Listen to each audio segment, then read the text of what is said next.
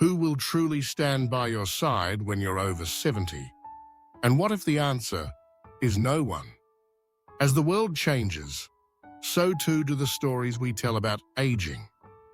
For generations, we envisioned later life as a time marked by bustling households, crowded tables, and the comforting cacophony of family life. The image of grandparents surrounded by children, grandchildren, and endless activity was the gold standard, a sign of a life well lived. But reality, as it unfolds for many modern seniors, is both quieter and perhaps more profound. While some may mourn the loss of constant companionship, others are discovering that solitude after 70 is not a sentence, but an invitation, an open door to a new and richer kind of life. In this chapter, living arrangements are no longer dictated by obligation or convention. Instead, they become deeply personal choices, shaped by a desire for inner peace, meaning, and authentic connection. For some, this means creating shared homes with old friends, places built on decades of trust, laughter, and mutual understanding. These communal arrangements blend independence with camaraderie, offering a unique tapestry of support without sacrificing autonomy. Meals are shared when it feels right, and privacy is honored when needed. The bonds of chosen family, it turns out, can be just as strong as those of blood. Others find themselves drawn to intergenerational living, opening their doors to younger companions, sometimes family, sometimes friends, sometimes even strangers who become kin. These arrangements are not merely practical, they are mutually enriching. Seniors offer wisdom, patience, and a lifetime's worth of stories, while younger housemates bring fresh ideas, energy, and new perspectives. The exchange is not transactional but transformational. In these homes, the lines between teacher and student blur, and everyone grows together.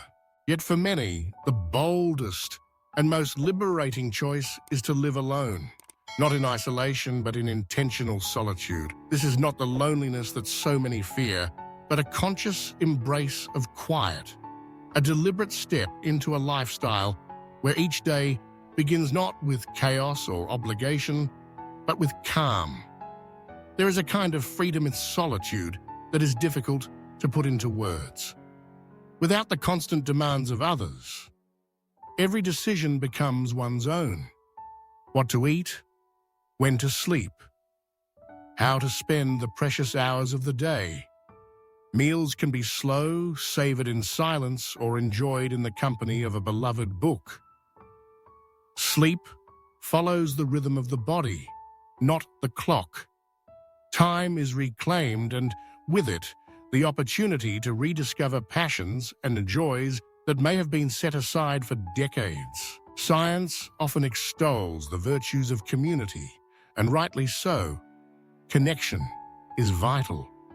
But what is less often acknowledged is the soul-restoring power of stillness. In solitude, creativity flourishes. Seniors who choose to live alone frequently unlock new talents or reclaim old hobbies. A blank canvas, a garden patch, a handwritten letter, these become gateways to self-expression. The home transforms from a silent prison into a sanctuary, a space that reflects and nurtures the innermost self. With solitude comes autonomy, a sense of agency that is both invigorating and healing. No longer required to compromise or negotiate at every turn, seniors can create a daily rhythm that truly suits them. Breakfast can be at dawn or noon. A walk can be taken in the rain or under the stars. There is no need to justify preferences or explain routines. The simple act of choosing without judgment or interference becomes an affirmation of self-worth. And in this deeper quiet, something extraordinary happens. Freed from the constant pull of others' needs, many seniors find themselves blossoming in ways they never anticipated. Long-buried dreams resurface. Spiritual lives deepen. The inner voice, so often drowned out by the noise of daily life, grows stronger and clearer. Instead of fading away, these individuals begin to bloom, becoming at last the people they were always meant to be. Of course, the path is not without its challenges. There are days when the silence feels sharp, when the absence of laughter or a familiar voice brings a pang of longing. But those who thrive in solitude understand that these moments are not the whole story. Instead, they see them as part of the ebb and flow of a life lived fully and deliberately. With clarity sharpened by quiet, they become choosier about the people, energies, and activities they welcome into their lives. Connection becomes a matter of quality, not quantity. A single phone call with an old friend, a brief visit from a neighbor, a shared cup of tea. These small interactions are richer, more meaningful, and deeply nourishing. Joy, too, takes on a new shape. It is no longer found in grand gestures or crowded gatherings, but in the gentle pleasures of daily life. The warmth of afternoon sun on the face while reading a favorite novel. The satisfaction of tending to a single, thriving plant. The surprise of laughter bubbling up after recalling a sweet memory. These moments, subtle and easily overlooked, become the building blocks of a contented and purposeful existence. Society may still cling to the notion that seniors need constant company, that solitude is something to be avoided or feared. But the emerging truth is far more nuanced and powerful.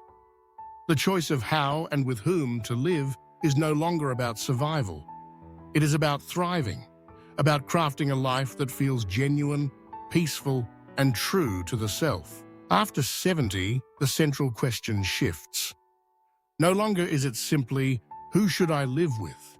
Instead, it becomes, what kind of life do I want to build every morning I wake up? For many, the answer is not found in another person, but in a sense of peace, an embrace of solitude as a source of healing, inspiration, and joy. This quiet revolution is not broadcast loudly or with fanfare. Instead, it unfolds gently, one sunrise at a time. It is a new kind of wisdom, one that honors the soul's need for both connection and quiet. Seniors leading this change are not withdrawing from life, but stepping into it more fully, on their own terms. And in doing so, they remind us all that the richest chapters of life may yet be written in the language of stillness.